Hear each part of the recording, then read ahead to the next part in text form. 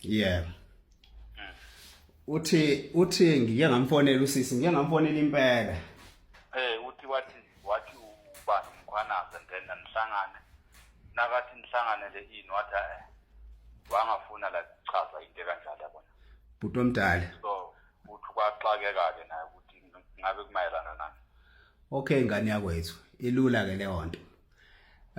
Usisi ngathi asihlangane o eze eofficeini noma angibizele epolice station ngoba umuntu wesifazane behalf of safety yakhe. Kunodaba ngane yakwethu olubhlungu. Mhlawumbe nawe lizokuthusa mawuzalwa umzali.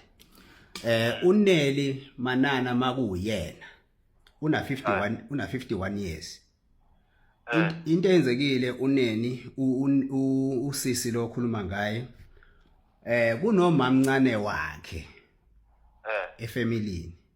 Usisi wathatha umamncane wakhe wahlala naye. Umehlala naye sikhuluma ngomuntu omdala ona 79 years. Wahlala naye kwenziwa yonke lemigunyatho eyenzwakalayo regarding imali kagogo. Ugogo lekuthiwa waphunyelwa imali. Yebo. Uma kwenzeka lokho usisi wahamba waye ebhenki nogogo ba transfer imali kagogo yangena kusisi. Imali yangena accountini yagogo vele. Yebo yangena accountini kagogo ya Standard Bank qede bayi transfer yangena kusisi lo. Imali uma sichecka amaphepha lapha ebhenki imali close to 2 million nemali. Right, masifika khona ebhenki basho ukuthi no, umanager washo ukuthi I was shocked ukuthi imali kagogo ngoba ugogo ubukeke ethukile. Iyapi leyo mali? Okay, sisi the ones of transfer transaction. Cha. Kwaba kaningi imali yokugcina wayidraw usise ebhenki masifika ebhenki sibabuza imali ayidrawile yokugcina udrawe 2500 imali yokugcina ku account kagogo.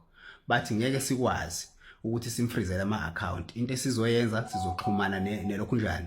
Sizoxhumana ne Capitec la transfer khona imali. iCapitec yathi no asikwazi ukufreeza iaccount ka client lethu. Sidinga section I think bathena section 09 something like that. Ngase ngithinta iphoyisa ke. Leli iphoyisa eliphethe icala nalo laba nezaba lathi no ngilinde ukuthi umseshaze kumina kuze ngikwazi. Kwaba ne case evulwayo regarding. Ikhona ngane yakwethu ama case amabili. The police they are failing ukuthi bayirane. That's why ngithethe ngayisa kulokhu njani ku province. Ku province bathi no sizodila nabo but siyabona ukuyonakala ugogo ngumuntu ophila necancer. Ufanele ayodrainwa, it's painful ugogo ngoba fanele ayodrainwa icancer uphila necancer. Akakaza ukuyodrain ugogo for 6 months. Ugogo izolo umlokhu nje lesibhedlela.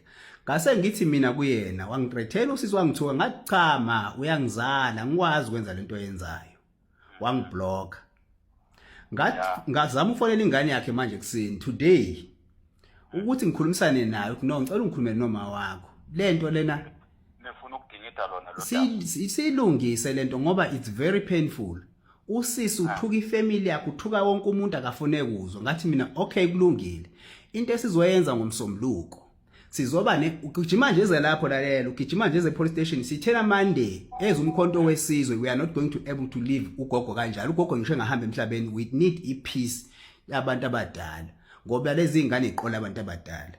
I know ukuthi udaba lwakhe usisi kube nebuilding ngaphakathi. Ngifuna mina usisi comply ukuthi no mina imali nkwali yenkosi ndonga ngayithatha ngakhela ugogo ngenza kanje. This is the money engayisebenzisa kwasala imali engaka. Angidingeke edabeni lwabo. But manje ngoba kunodaba oluthi lithinta amaphoyisa angayisevanga icase. Yilento esenza sijump ke siumkhonto wesizwe singene ngaphakathi. Ngoba lento inemaphoyisa ngaphakathi. Wena bhuti lana weza usisi. Bazolanda wafika ngazi umntana kagogo. Uyohlala ekhaya. Weza la estation. Ukuthi bazothatha ugogo.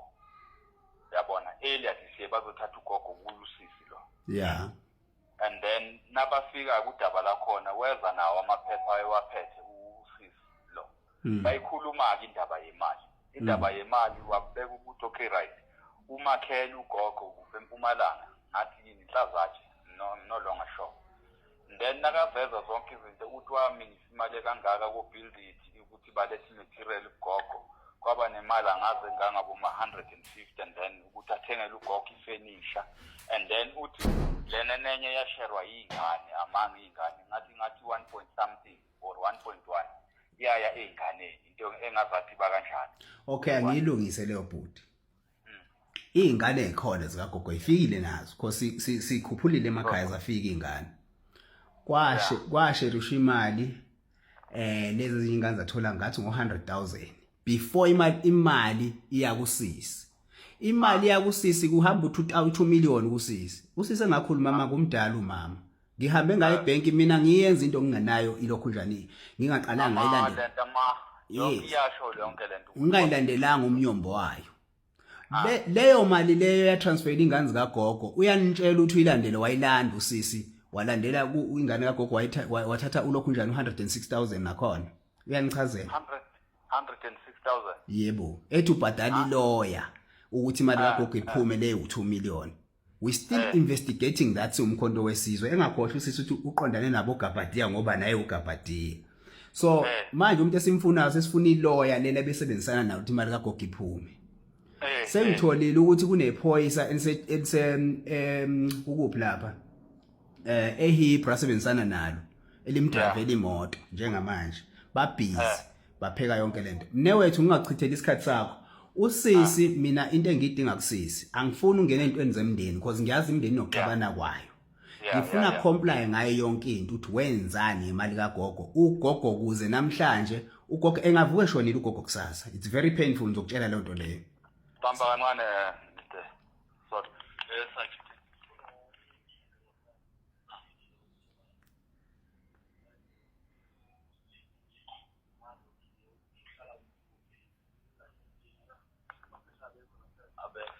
umaphethu wekhosi yeah usecharge of his match ikinzoza match nzoza yeah all right utiyebo into engizisa ubuhlungu bhuti omdala izolo ugogo nje la manje ngoba sokuvela yonke lento yimina engehla ngimenyusa ugogo ngimlandela okushini hamba na Standard Bank sithi sifuna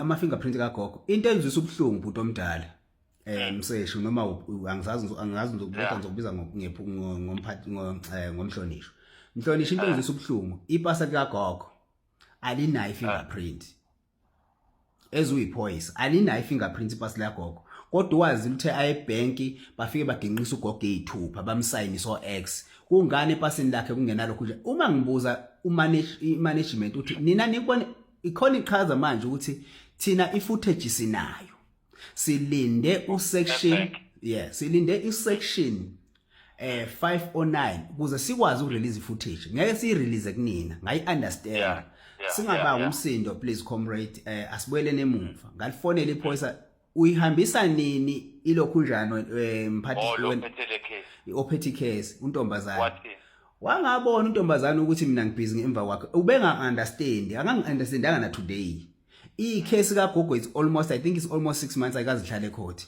why ingakazihlale court into ebhlungu kulento lemhlonisho ngoba ngisho ukuthi Monday asiyibekile phansi futhi Monday asikhuzeki usisi uma engacomply on Monday emzini wakhe sizocela ibackup yamaphoyisa uyaphuma sizofaka isecurity until umuzi kagogo umuzi kasisi udayise uma uqeda ukudayisa umuzi kasisi ashelwe anikezwe lokho anikezwa khona ugogo athola imali yakhe umuntu omdala lwesikhuluma ngayo sikhathele South Africa abantu abaganga ngabantu abadala 2 usebenzana neNigeria ugani Nigeria waxosha asisebenzi sixosha abantu bokufika because of into ezikanje abafaka odadewethu abafaka omawethu enkingeni akuyena usisi yedwa oyenzile leyo nto akuyena ugogo yedwa odlela imali baningi abantu abadlela imali nganza kwethu amaphoyisa asatshiswa uma mele aye khona kwenziwe yonke lonto leyo angisakhumbula ukuthi ipostage yipi abantu bahambe kuyona bethi sicela isikhaphe emzini kagogo bathi amaphoyisa athi hayibo asilapha thina lo muntu uyathukana amaphoyisa asejipi la asho lento le